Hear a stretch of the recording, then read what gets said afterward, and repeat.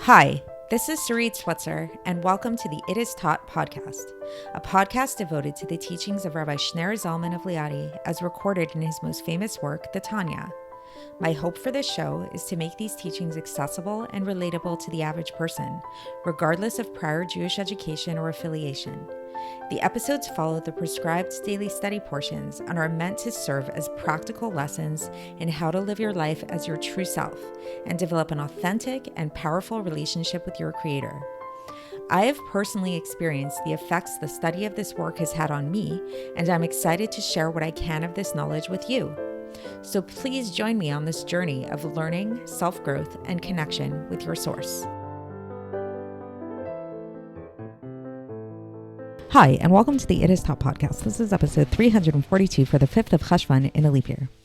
So a very common critique or challenge that irreligious Jews bring to Judaism is they say, and you find this often, sometimes even in like the conservative or reform movement, is they say, okay, maybe I can accept that the written Torah is true, is godly, is divine. However, when you look at the oral Torah, when you look at the Gemara, when you look at the Mishnah, it's filled with arguments, debates, contradictions.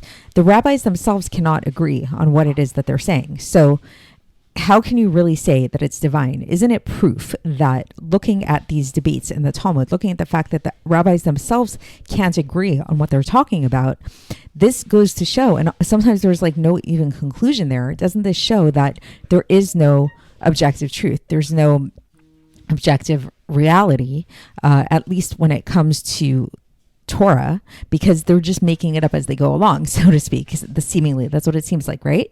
So today's episode, today's section of the Tanya is actually going to be addressing this, but with slightly more mystical kind of terminology. How is the Alter Rebbe going to go about this? And we're not actually going to have it's more of a question kind of episode today. We're not really going to come to a conclusion today, but it's going to kind of open it up for some thought. Is the whole concept of how we reference the revealed Torah, meaning the Mishnah, the oral Torah, the Gemara, and that kind of thing. So if you've been following along so far, so in yesterday's episode, we brought up this idea of trees, the two main trees that were found in the Garden of Eden, the tree of life and the tree of knowledge of good and evil. And we talked about how the tree of life is really a reference to Kabbalah more than anything. And the tree of knowledge of good and evil, that's more of a reference to the nitty-gritty of Jewish law and what's permissible, what's not allowed, is this instance okay? Like all of that stuff, all of the back and forth debate, which seems to imply that when we're talking about the oral Torah, the Mishnah and the Gemara is the main component of the oral Torah, that seems to be stemming from the tree of knowledge of good and evil. But what we'll learn today, and I think we mentioned it yesterday as well, is that in fact this isn't the case. In fact, even the Gemara and the Mishnah, we have to say, is part of the tree of life, because Torah is called the tree of life. And there's a few proofs for this. First of all, when we talk about the tree of knowledge of good and evil, like the name implies good and evil. So if we were to say that really the Mishnah and the Gemara contains good and comes from the tree of good and evil, we're basically implying that there's evil, God forbid, in the Mishnah and the Gemara. And we know that that's not true. That's sort of like the secular idea of like that, the secular notion that when people are studying different, the rabbis in the Mishnah and the Gemara, when they're talking about these different things, it's a very human kind of experience where there's good, there's bad, they're flawed. It's just a bunch of rabbis who are coming up with different laws. That would make sense if the Mishnah and the Gemara came from the tree of knowledge of good and evil. But we know that this can't be the case for a few reasons. First of all, we know that we do accept the fact that it's divine, that the Mishnah and the Gemara is divine, which means that it is coming from a place of the tree of life. And we always reference it as being the tree of life. Like if you ever go to Shul, when they lift up the Sefer Torah, which is, okay, it's the written Torah, but we kind of have an allusion to it with it, including the oral Torah within it. We call the Torah as a whole, the whole Torah, the Etz Chaim, Lamachazikim Ba, the tree of life for those who hold on to it. Another thing is that when if we were really to say that the tree of life is really just a reference to the Zohar, to the Kabbalah and all of that stuff, well, the Zohar and the Kabbalah, up until pretty recently, this was like very, very secret knowledge that very few people knew. It was not written down. It wasn't taught or anything like that. So it can't be that like all of these years when people talked about the tree of life, before the Kabbalah was even revealed to the world, that it was simply a reference to Kabbalah. It has to be that it was talking about Torah itself. So we're going to talk about this, and we're going to talk about the idea of the preciousness of the Torah, of the preciousness of the Mishnah and the Gemara, these sections of the Torah that are not so mystical, that are not so Kabbalistic, and are not so straightforward, that are filled with arguments and debates and all of that stuff, and how these sections are really considered to be very divine, so divine in fact, so holy in fact, that they actually take precedence over prayer, which prayer is considered to be from Kabbalah, from this more mystical dimension. But in fact, there's something about the oral Torah, the Mishnah and the Gemara, that even is holier. It's considered to have like be supersedent over and above prayer. And we see this throughout history, that rabbis who really took prayer very seriously, and even rabbis like Rabbi Shimon bar Yochai, who was like, the master of Kabbalah, he was the one that wrote down the secret of the Zohar. He still made sure to learn and not have his prayers detract from his learning, to the point that he did not have his Torah study even be interrupted for prayer, to the point that Rabbi Shimon bar Yochai was considered like one of those people whose sole occupation was Torah study, and thus was exempt from prayer. So there's something about Torah study, and when we say Torah study, again, to specify, we mean the study of the oral law, of the revealed parts of Torah, of the Mishnah and Gemara.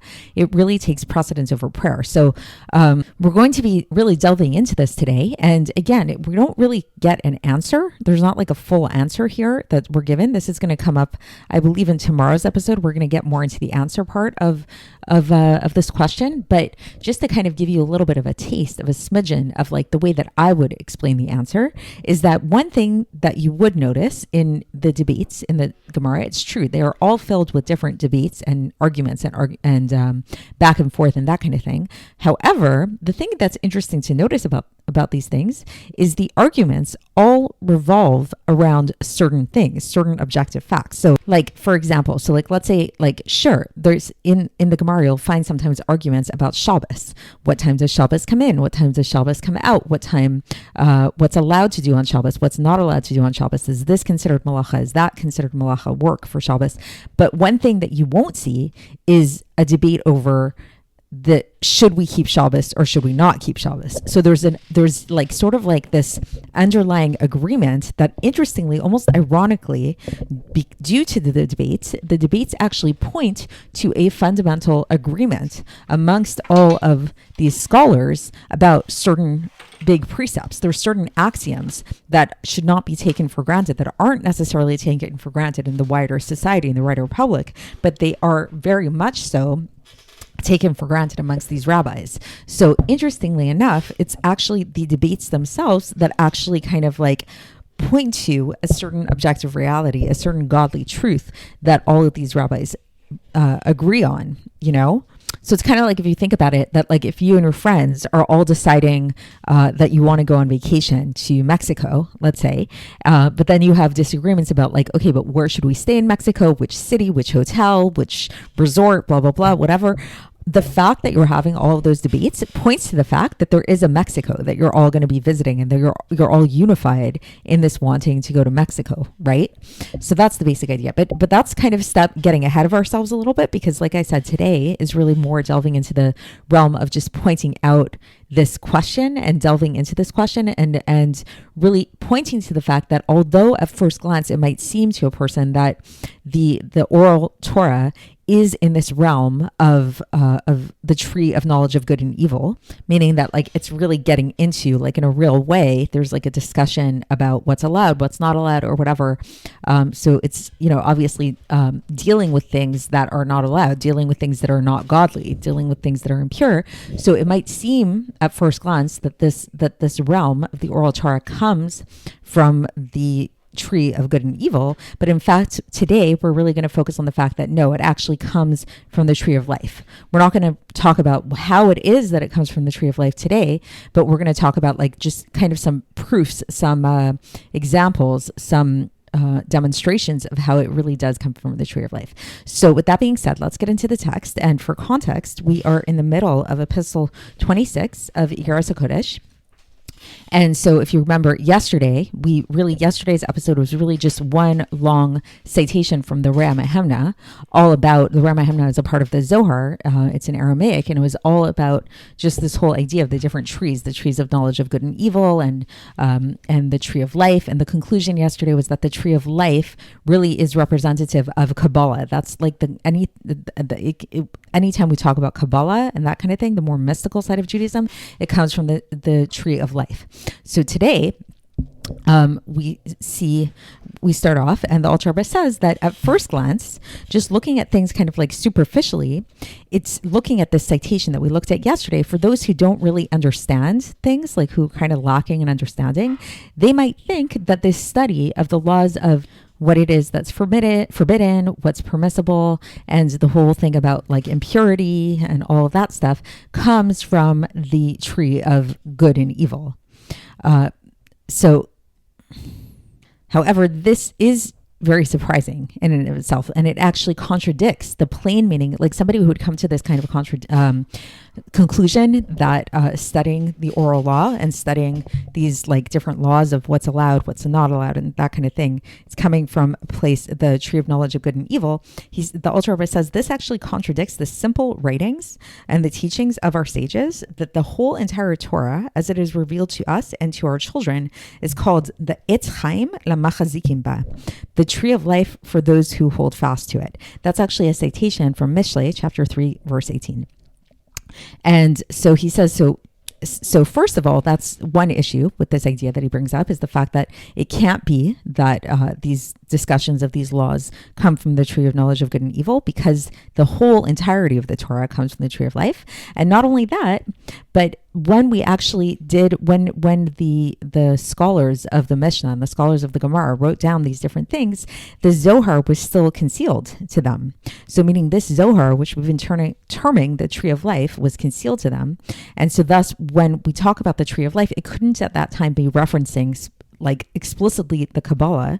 It had to be referencing the entirety of the Torah, which included these debates and the Mishnah and the Gemara. And so, and even like this Kabbalah at that time was hidden from all of the Chachamim, except for a select few. And even then, even for those select few, it was studied in a very concealed manner. So it's not like these like select few people sat together in public and everybody knew like, oh, okay, those are the Kabbalists that are studying Kabbalah. Even the way that they studied it was in secret. This is talked about in the Gemara in Masechet Chagiga on page 11b and 13a. And so as the Arizal explains, so we have this tradition brought down to us through the Arizal, that it's specifically in the latter generations that it became permitted, and in fact it became a mitzvah to reveal this chokhmah. But this was not the case in the earlier generations. And in fact, we see that with Rabbi Shimon Bar Yochai, who's the author of the Zohar, he writes in the Zohar that it was not actually, he didn't give permission for people to reveal this. It was just for him and for his associates, and that's it. And so now the Alter Rebbe is going to bring another challenge to this idea of thinking of the Mishnah and the Gemara as being the tree of knowledge of good and evil, because he says, if according to this, if it was really true that this learning about what's permitted and what's forbidden and what's permitted and all of these different laws and things like that were really coming from the tree of knowledge of good and evil, they would not push aside, it shouldn't override the mitzvah of prayer, which was written, because why? Because prayer was set out according to the secrets of the Zohar, with different kinds of supernal unifications and things like that. So like when we pray, it's not like sometimes, again, another kind of challenge that a lot of people bring to prayer, to kind of institutionalize prayers. They say like, oh, I didn't make up these words. These are words that were written by the rabbis. I'd rather pray to God in my own words and that kind of thing.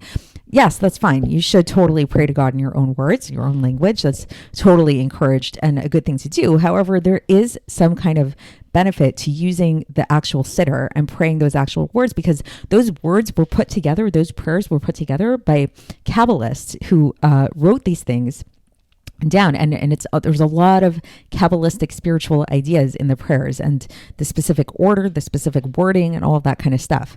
So going back to what it is that we're learning about, so if that is true, that prayer is more in the realm of Kabbalah, more in the realm of the Zohar, why would it be? And if Kabbalah really is from this tree of life, which is really higher than the tree of knowledge of good and evil, then in that case, then prayer should supersede Torah study, right? Because it's like, if you want to tap into like the highest of the high, you want to go straight to the Kabbalah.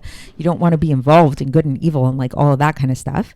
But yet we see that this was not the case, because we see, like, for example, with Rabbi Shimon Bar Yochai and his colleagues, we see that, as it's stated in the Gemara, this is in Masechet Shabbos, page 11a, that it talks about how, like in reference to Rabbi Shimon Bar Yochai and his colleagues, that their whole occupation was Torah study, and that anybody whose sole occupation is Torah study, they actually don't have to interrupt their Torah study for prayer. So if I'm not mistaken, this was like a really interesting thing, is that Rabbi Shimon Bar Yochai, while he was stuck in a cave in hiding, he actually, from my understanding, he actually didn't pray. He just learned Torah all day long, because he was considered as somebody whose sole occupation was Torah, and his Torah was so high and so lofty that it superseded prayer. So this seems to bring a glitch into this understanding, because if we say that prayer is Kabbalah, this tree of life, and learning about the laws is the tree of knowledge of good and evil, why should learning supersede prayer? So we know obviously that must mean, in other words, this is what the Alter Rebbe is getting at, is that that learning about these laws, learning the Gemara, actually does come from the tree of life. And as we'll learn, it actually is connected to something even higher than prayer itself, and higher than Kabbalah. So the Alter Rebbe goes on, and so he's going back to talking about this idea of somebody who's learning Torah is their sole occupation. So he says that this is true even if they're occupied with civil law, like even if it's like something that's like very, very like nitty gritty. It's called nezikin, like the laws of damages. Like, for example, Rabbi Yehuda, who's spoken about in Masechet Brachos, page 20a. So this Rav Yehuda, so he was very involved in the study of civil law, the study of damages. And so in order not to interrupt his study, he was so involved with this in Torah study, he would only pray once every 30 days while he was reviewing his study, as it's explained in the Gemara there. So meaning to say that there's something about Torah study that's very lofty, to the point that it actually supersedes prayer. And then another proof that the Alter Rebbe brings is, he says, you see also in the Jerusalem Talmud, in the first chapter of Brachos, we see this whole thing about how Rabbi Shimon Bar Yochai was of the opinion that when it comes to the recitation of the Shema, so it's okay to interrupt the study of scripture, like the study of the Chumash, the written Torah, in order to recite the Shema, but not Mishnah. So if somebody's involved in Mishnah and they need to say the Shema, they should not interrupt their studies. And so this shows that this Mishnah is superior to scripture, according to Rabbi Shimon Bar Yochai. So basically the oral law, there's something about the oral law that's superior to the written law, according to Rabbi Shimon Bar Yochai. And Rabbi Shimon Bar Yochai did not distinguish between the different orders of the Mishnah. So there's different books of the Mishnah. There's the order of Zraim, Moed, Kadashim, Taharos, and Nezikin. You know, there's different orders of the Mishnah, and the Rabbi Shimon Bar Yochai didn't distinguish between these. And now the Alter Rebbe just brings like a little bracket here, a little parentheses. That's just a very technical note. If it's not super important to spend too much time on it. It's just kind of like a technicality. But he says that the Rabbi Shimon Bar Yochai, in this instance of him saying that the Mishnah supersedes the written Torah, this actually contradicts a different thing that where he taught in the Ramah Hamna, where he said that where he called the Mishnah the handmaiden, and then he called the Kabbalah the queen, and then he called the written Torah the king. So it seems to be like a different hierarchy there, where it seems like in that case that the written Torah is the king, then the queen is the Kabbalah, and then the Mishnah is actually the lowest one, the handmaiden.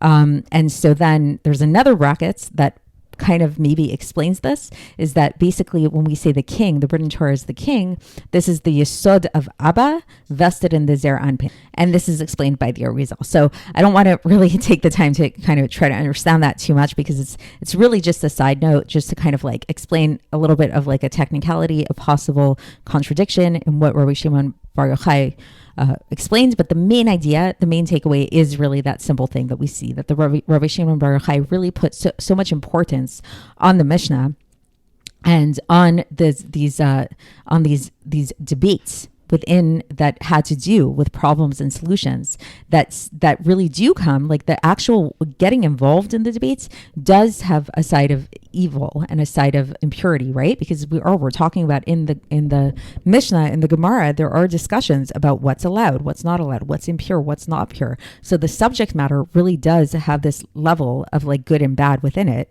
But nevertheless, we see that Rabbi Shimon Bar Yochai was very much involved in this study, even when he was living in the cave. And in fact, it's taught that the fact that he was under so much pain within this cave, like he was suffering in this cave, this suffering in his cave actually merited for him to be able to be so involved in this study of the oral law, in this study of the Mishnah, as it is recounted in the Gemara in Masechet Shabbos, page 33b, that for every question posed by Rabbi Pinchas ben Yair, Rabbi Shimon Bar Yochai came up with 24 solutions. And Rabbi Shimon Bar Yochai told him that if not for him seeing him like that, meaning if not for Rabbi Shimon Bar Yochai being in the cave, he would not be able to come up with these solutions. So it's actually the suffering that he experienced in being trapped in this cave for so many years actually gave him the ability to be able to come up with, to have this like deeper insight into the Mishnah, deeper insight into these problematic queries that came up. And now there's another parenthesis where the Alter Rebbe says that in fact we have to say that the main thing that they were involved with in studying in the cave, Rabbi Shimon Bar Yochai and his students, was with the Mishnah, was with the 600 orders that were around during that time. So this was before Rabbi Yehuda Nasi compiled the Mishnah, wrote it down into 6 orders. So it was at that time, it was 600 orders of the Mishnah. And that was the main occupation, says the Alter Rebbe, of Rabbi Shimon Bar Yochai and his students at that time. And how do we know this? Because we know that there's this idea that during that time that he was in the cave, then he could have completed the Zohar and the Tikkunei Zohar in 2 or 3 months.